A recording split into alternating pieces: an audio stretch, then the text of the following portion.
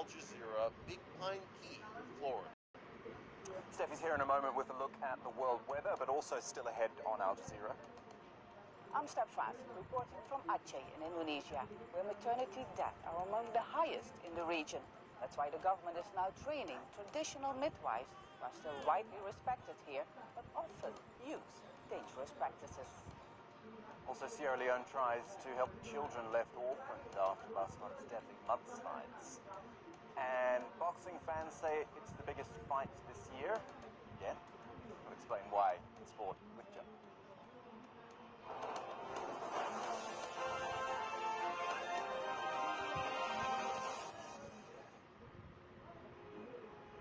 From the waves of the south to the contours of the east.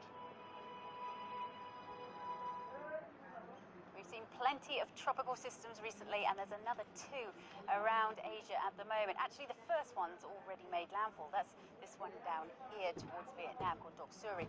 The other one hasn't made landfall yet. That's Talim just here, and it's creeping its way towards Japan. Now, Doksuri has made landfall, as I said, and it did that in Vietnam, and it caused a fair amount of damage when it made landfall because it was still a typhoon, so still incredibly strong winds mixed in with this system. And we also saw a fair amount of flooding as well, because we saw in some places over 300 millimeters of rain.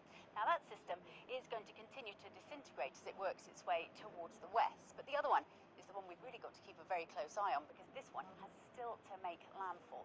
It's creeping quite slowly at the moment towards Japan. We're expecting it to get a bit of a wriggle on as we head through the So there it is, working its way towards the southwestern parts. It will be a pretty intense storm by the time it makes landfall. We're looking at sustained winds of 120 kilometers per hour, and of course gusts on top of that. And by the time it makes landfall, we'll already start to be moving a little bit faster, so we'll be seeing it move at around 40 kilometers per hour. Of course, the faster it moves through, the quicker it can clear, but while it's with us, it is likely to give us a fair amount of flooding.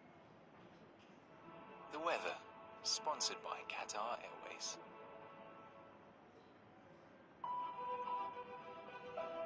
We all have stories. Some that enrich our memories. Others that define our futures. In a breathtaking new season, Al Jazeera staff members open their hearts and invite us into their extraordinary lives. Al Jazeera correspondent, coming soon. In the next episode of Science in a Golden Age, I'll be exploring the contributions made by scholars during the medieval Islamic period in the field of medicine. Science tends to be a good subject to bring different people from all over the world together. The heart is such like a magic organ. The more I learn about it, the more I respect it. Science in a Golden Age with Professor Jim Al-Khalili at this time on Al Jazeera.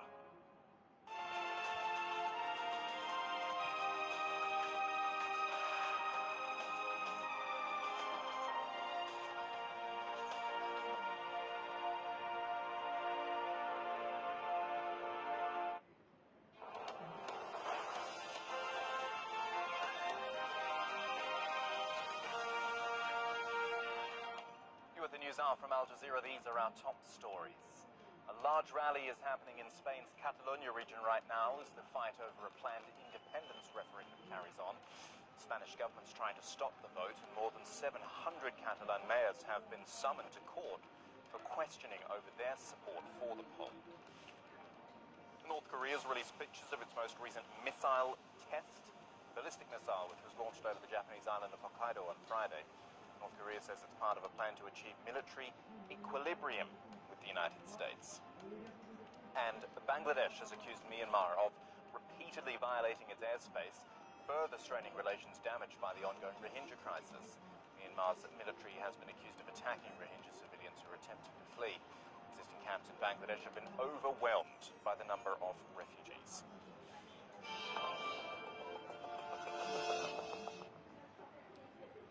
Final week of campaigning now in Germany's general election, the vote happening on September 24th. And Chancellor Angela Merkel and her rival Martin Schulz both holding rallies on Saturday. We're going to Binz now. Dominic Kane has been at the Merkel rally. The main themes for the Chancellor with this 1 week to go, Dominic?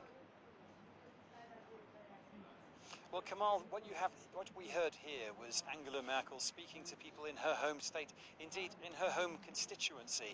And so when she said that people should go out and vote for the CDU, she was basically saying, vote for me as your candidate, because people should remember that the German voting system, voters on Sunday the 24th will have two votes, one for a direct candidate in each constituency of Germany, but also one for a party. So Angela Merkel was directly appealing for votes, both for her personally, but also for her party.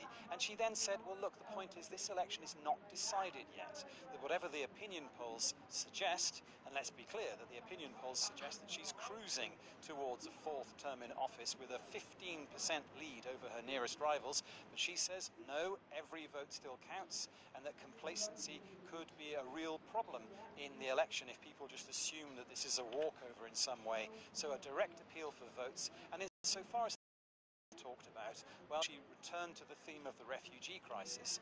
People will remember the decisions she took in 2015 to allow very many people from Syria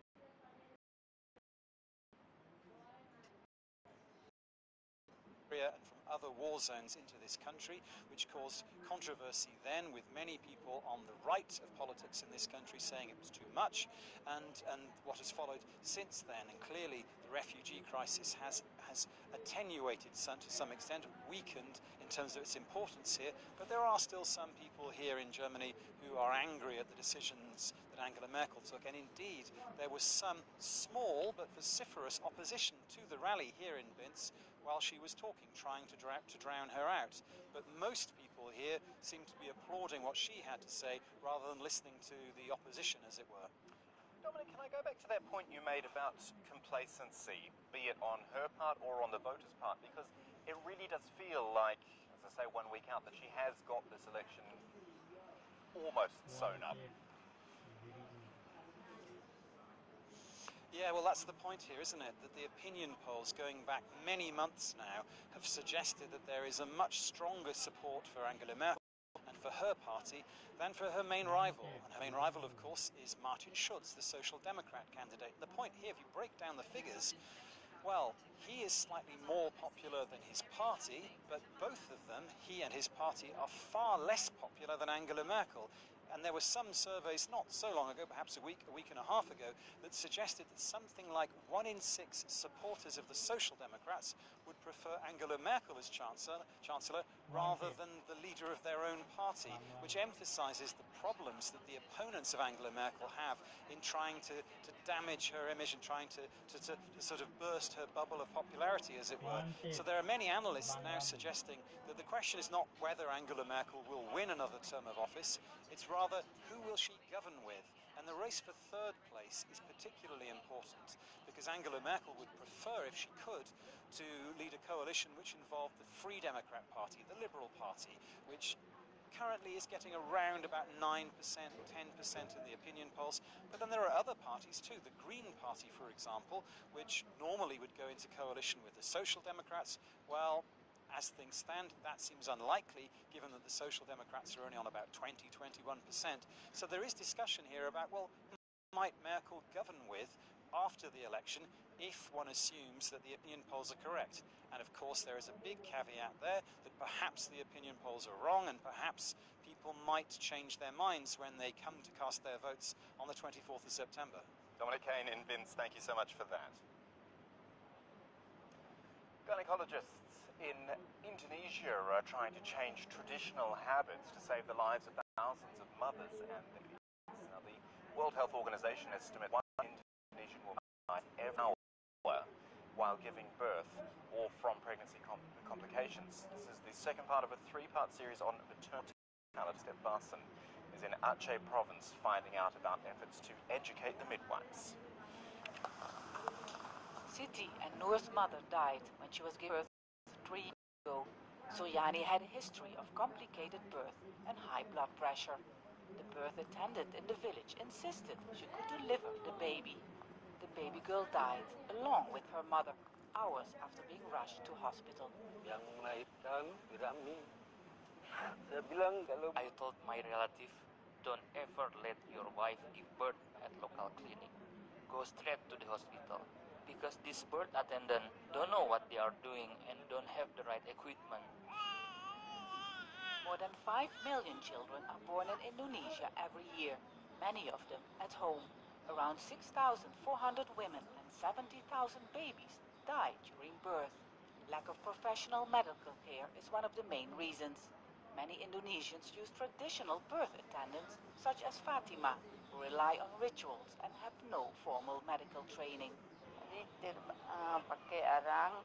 We use hot stones and charcoal so the body recovers after giving birth and the belly will shrink, so the mother will get her figure back. Also, her body will get stronger and she won't have to use contraception.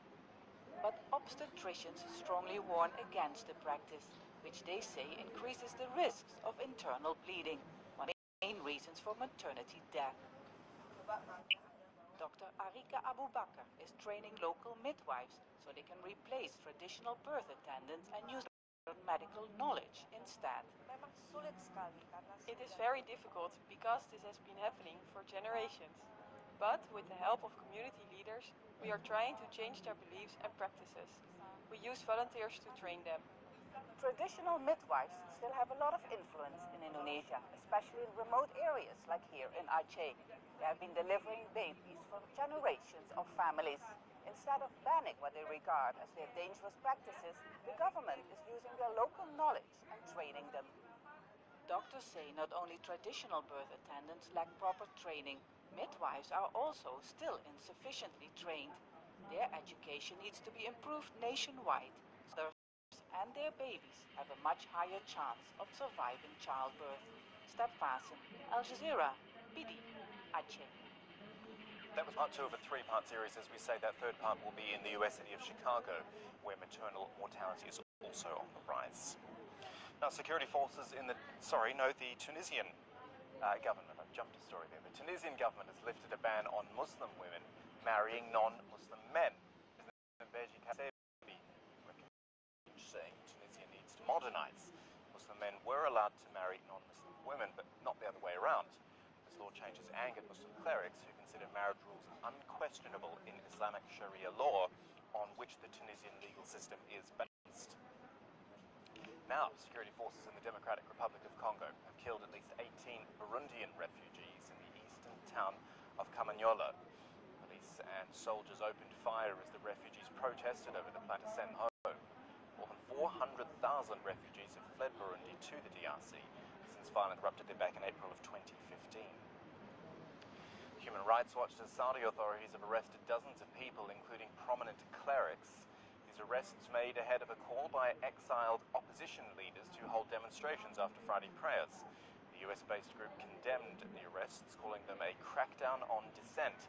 Any criticism of the royal family in Saudi Arabia carries a prison sentence. The Emir of Qatar is in New York ahead of the United Nations General Assembly. This is his first foreign trip since the Gulf crisis began back in June. Sheikh Tamim bin Hamad Al Thani is expected to have talks with the US President Donald Trump on the sidelines of the assembly. French President Emmanuel Macron called for the Saudi-led blockade of Qatar to be lifted after he met the Emir in Paris. Jonah Hull with this report from the French capital. Beginning in Berlin on his way to the UN General Assembly in New York, an opportunity for the Emir of Qatar to lobby European capitals for support in reaching a political solution to the Gulf crisis. We talked about the readiness of Qatar to sit down at the table and discuss and solve the issue. We thank Germany for its efforts, and also I thank the Chancellor of Germany for their role in trying to solve the problems around the negotiating table. We thank you for your support of the Kuwait initiative, which Qatar has supported since the beginning, and will keep supporting until we get the solution that satisfies all parties. And the Emir took his offer of holding talks to Paris, where President Emmanuel Macron, like Chancellor Merkel, supports mediation efforts by Kuwait and the United States, and may even seek to join those efforts, having appointed a special envoy in recent weeks. In Berlin earlier, Chancellor Merkel spoke of the need for quiet diplomacy to run its course for sides to compromises, allowing them to quote-unquote save face. Well, that's a sentiment that President Macron here is unlikely to disagree with. France has hugely lucrative trade and investment deals with Saudi Arabia, the UAE, and Qatar. It isn't going to take sides in this dispute, but it's very interested in seeing it resolved.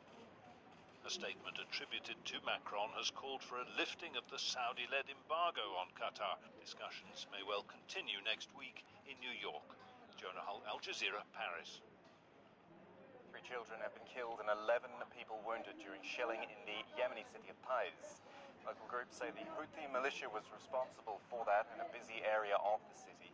The hospitals treating the wounded have now called for blood donations. In Sierra Leone, the scale of the humanitarian disaster following last month's flooding and landslides is overwhelming images in the capital. More than 1,000 buildings leaving children without parents. This report from Nicholas Hart. In the chaos of this landslide came a few miracles. 19-month-old Sekou Azad is one of them. Rescuers of him neck deep in mud, much to his mother's relief. When I saw him alive, my heart melted, but when I heard his father had died, his body stuck in the mud, my heart went cold. The recovery effort has stopped. An eerie silence hangs over this vast terrain. Hundreds of bodies still lie buried deep in the mud.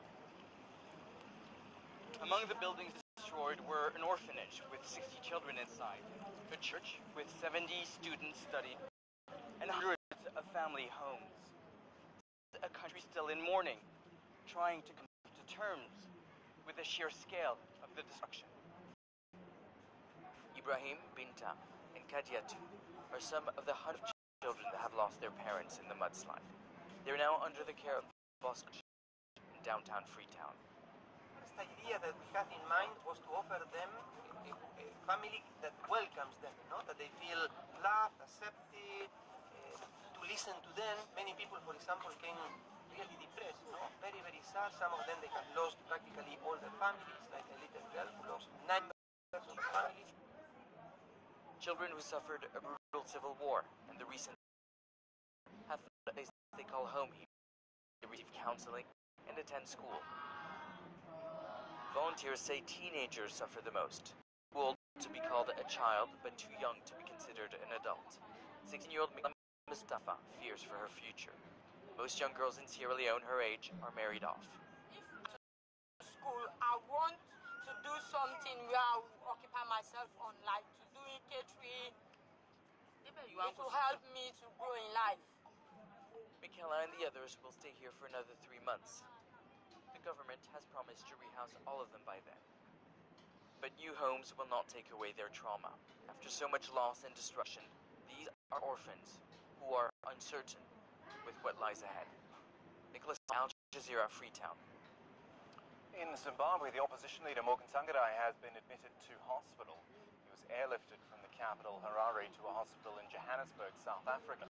Party members said he was suffering severe vomiting after a meeting.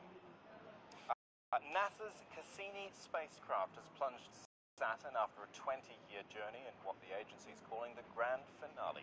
Shia Britanzi looks at that. We have lots of signals at X-ray band and TR band. And just like that, it was gone. I'm going to call this the end of mission. Project manager off the net. Cassini tumbled into Saturn's atmosphere, no longer able to point its antennae towards Earth to send back images. In fact, at this point, Cassini was already long gone. Its fatal plunge had begun about an hour and a half earlier, but such was the distance, its final messages were only just reaching mission control. And those in mission control knew Cassini survived a minute, maybe 2, after its last message before disintegrating. 8, 7. Cassini was launched in October of 1997 and began orbiting Saturn in June of 2004. Its original 4-year mission was repeatedly extended, although much of its onboard equipment was already antiquated by the time it arrived at its destination. The data transmitted was invaluable to astronomers investigating the origins of Saturn, its rings and moons. It was on those moons some of Cassini's greatest discoveries were made, finding a vast ocean of water on Enceladus and a methane sea on Titan, both moons showing evidence of prebiotic chemical combinations that could support life. That was one reason why NASA decided to destroy its beloved spacecraft. to prevent it crashing into those moons for fear it could contaminate them with microbes from Earth. Dr. Amy Simon says Cassini's findings also help us understand our own planet. Titan has that dense atmosphere, and it's very primordial. It might be like a really early Earth before we had oxygen. And so these are the sorts of things we'd like to do because we can't study that here on Earth. We can't go back in time. NASA says it knows exactly where Cassini ended its mission. This is an image put together by our visual and infrared mapping spectrometer team. They did a spectacular job turning around this data set that just came down. Dr. Simon is one of those who's overseen the spectrometer since 1999. It was surprisingly more emotional than I expected. I was actually, just personally touched to watch the end of this, this family that's been together for so long. It's an uncertain time for NASA, though there's hope that government funding for space exploration will continue.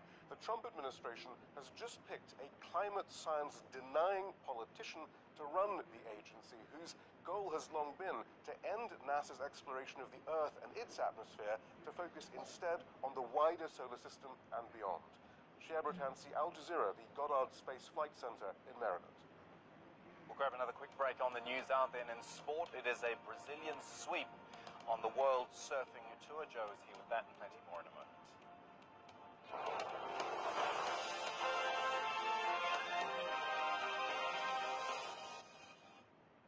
The centenarians of Italy, 100 years old and counting.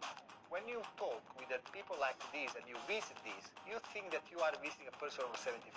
There's something about this area that is helping longevity of life. I mean, organic here is not a trend. Here is what you have. They don't have gyms here, and although they are eating and taking alcohol, smoking, and so on. So there must be a secret. Techno, at this time on Al Jazeera.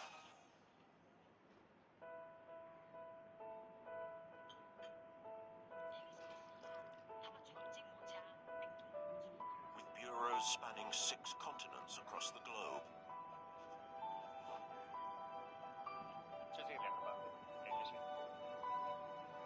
Al Jazeera's correspondents live and breathe the stories they tell. Yep, I've got it. I've got the footage. Al Jazeera, fluent in world news.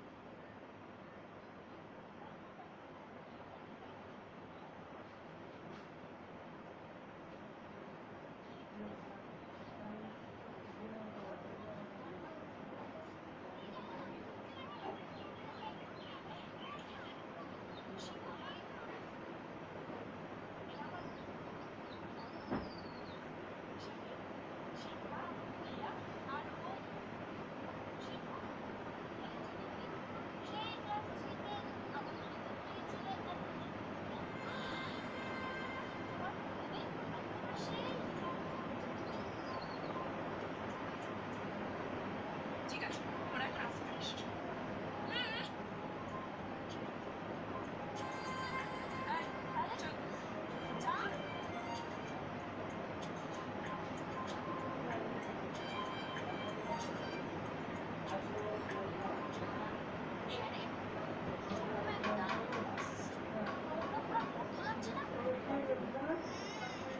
আমার মনে হয় কেউ হিংসায় জ্বলছে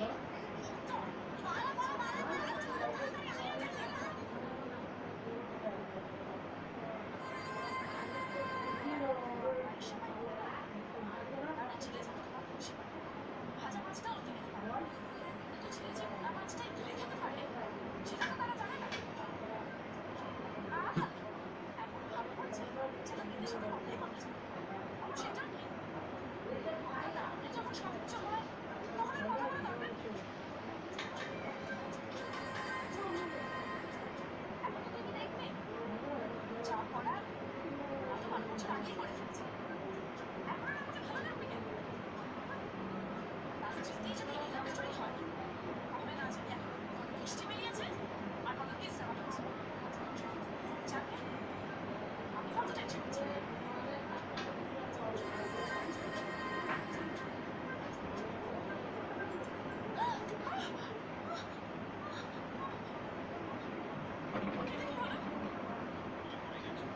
সেটা আমি জানি কিন্তু কিভাবে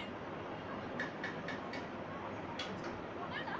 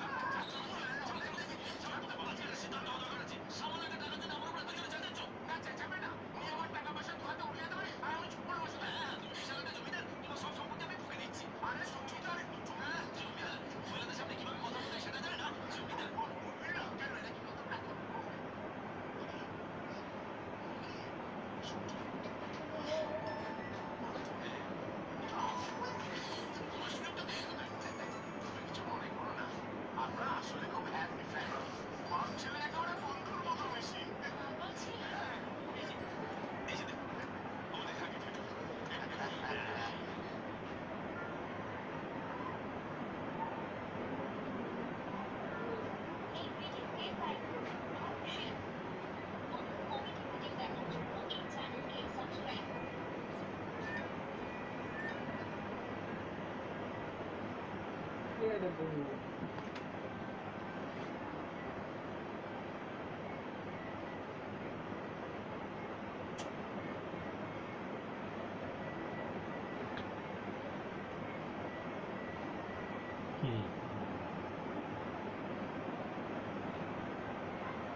ওয়ান্টেড সাবজেক্ট দিয়েছে ওয়ান্টেড সাবজেক্ট ইউটিউবে নাই হ্যাঁ ইউটিউবে নাই তো কোন ইউটিউবে পাওয়া যেত টিভিতে দিচ্ছে হ্যাঁ টিভিতে পাইছো ইউটিউবে নাই সেই জন্য আমি খালি শুধু হয়রান হয়ে আমি কোনো দিকে হয়রান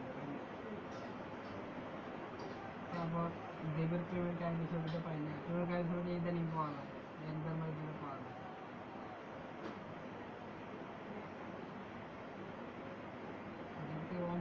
ট্রেলার আছে কিন্তু ছবি নেই হ্যাঁ ট্রেলারটা আছে গান আছে গান আছে কিন্তু ছবিটা কালকে হয়ে গেল ছবি ছবি ছবি আমি দেখছি ছবিটা আমার খুব পছন্দ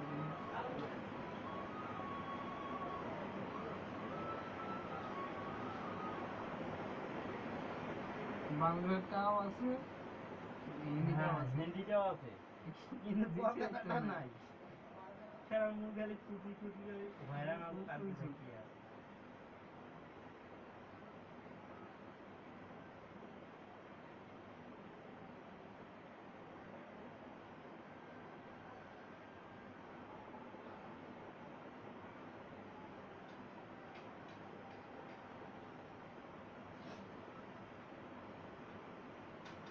জানো তোমাকে 10 টাকা ছবি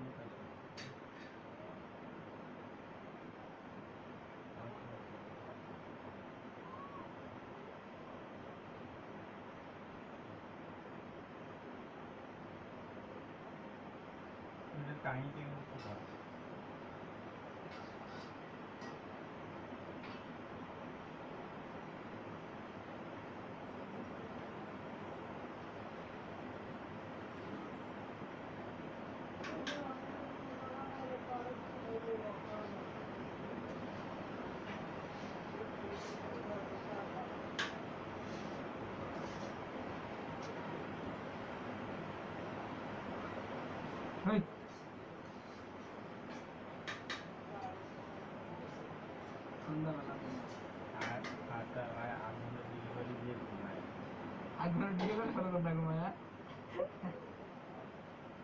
গান শুনে চাকরি করি 12 ঘন্টা ডিউটি করলে খুব লাগে না তাই তো মুই যখন 8 ঘন্টা ডিউটি করছিলাম না সবাই করতেছি 8 ঘন্টা ডিউটি করে 16 ঘন্টায় ঘুমাই 12 ঘন্টা ডিউটি করলে তো খুঁজে পাওয়া যাবে না সারা পাঁচশো কথা সহ্য হয় না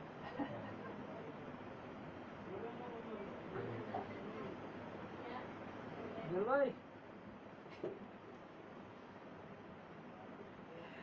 আরে বাপ বেটি কেন বারে হিসাব করা যায় হ্যাঁ কথা কম একবারে ফাটা সাবজেক্ট বয়স কয়দিন কয়দিন নে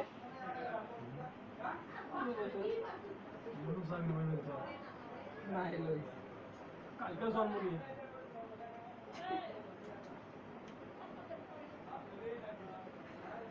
ও গোমার সঙ্গে চাকরি বয়সের সম্পর্ক কোন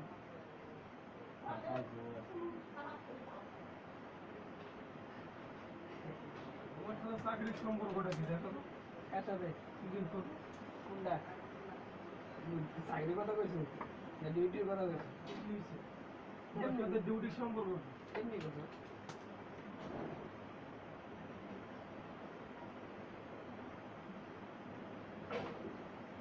ভাই 3টার সময় ডিউটি করে এসে 5টা বাজে আবার ডিউটি দিয়েছি সেই লোক দিয়ে 3টা বাজে ডিউটি করে 5টা বাজে আবার গেছে ডিউটি 8 ঘন্টা ডিউটিতে এরকম হয় 8 ঘন্টা ডিউটি যেমন সকাল 6টা বাজে ঢুকছো রাত 3টা বাজে বের হইছো যে কোনো 8 ঘন্টা ডিউটি রে যখন শিফট চেঞ্জ হয় আরে কারাসো নাইটের পর আমি ওয়াইকের কথা কইছি ওয়াইকের এরকম করে উঠি না ও তাহলে অন্য জায়গায় করলে করছি ওই যে পাগলারটা ডিউটি করছে পাগলার অফিসে চাকরি করছে 6 মাস এক্সপেরিয়েন্স এই মাদারে চাকরি করেছিলাম নাইট শিফটিং করে করতো বি শিফটি তারপরে শিফটি আর নাইট করে আসিয়ায় পরদিন 2টা বাজে আবার বাইরে হইছে রাত 2টা বাজে আমার কি পরদিন হরতাল 6টা থেকে ডিউটি 500 হোটেল লাগছে বুঝছস ও তাহলে নাইট করেছিল ওই দিন ঢুকছি 6টা বাজে বাইরে রাত 3টা বাজে আমার কি পরদিন 6টা ডিউটি আমার ডিউটি হাইয়েস্ট করেছিল কেমনে অফিসে আসছিলাম 2 দিন আই ডিউটি করেছিল 3টা বাজে আমি ডিউটি করিনি একদিন একটা আমার ডিউটি করতে গিয়ে গার্মেন্টসে ডিউটি গিয়ে ঘন্টা ডিউটি করে ঘুম 8 ঘন্টা ডিউটি করে ঘুমাবো কি পাল্টা করবো চুরি করি বেড়াবো কামের বাল ফাটে দিয়ে কাম মানে আর করি না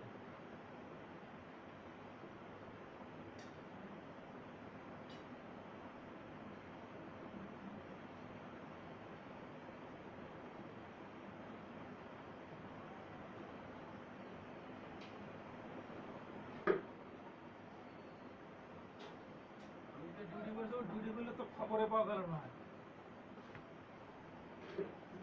খুঁজি পাওয়া গেল না ডিউটি করি চাপা কম্বার মানে খুঁজি তো কটা ঘন্টা ডিউটি করি সর্বোচ্চ ডিউটি করি কয় ঘন্টা করছে 10 ঘন্টা ডিউটি করি 24 ঘন্টা থাকি 25 ঘন্টা ডিউটি করি 10 ঘন্টা করিস ডিউটি এর বেশি কত ডিউটি 25 ঘন্টা থাকি 24 ঘন্টা থাকি 25 ঘন্টা ডিউটি করি ভালো আমার গল্প শুধাও খুঁজি পাওয়া যাবে না আমার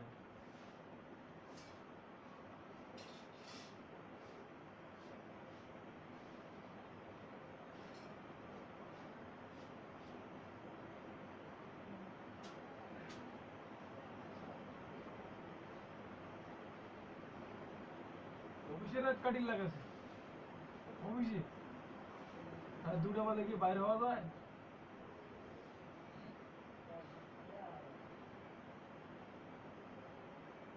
গল্প মারি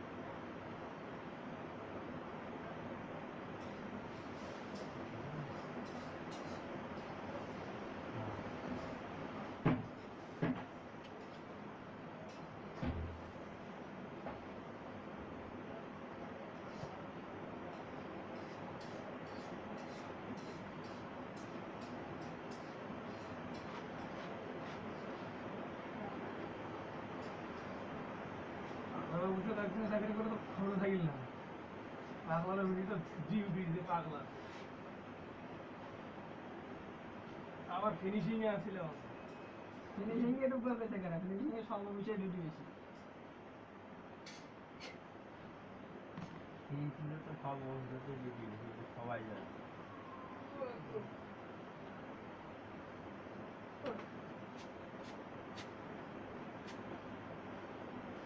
हमारा भी तो फिनिशिंग और ड्यूटी है मान कर जे हमारा 10 घंटा फिनिशिंग है 10 घंटा ड्यूटी करा है फिनिशिंग 24 घंटा ड्यूटी करा है हमारा फिनिशिंग मान कर हमारे ड्यूटी है 10টা পর্যন্ত হাই 10 ঘন্টা ड्यूटी है स्टार्टिंग ड्यूटी करा है सिंगल অফিস ड्यूटी करा है मान कर जे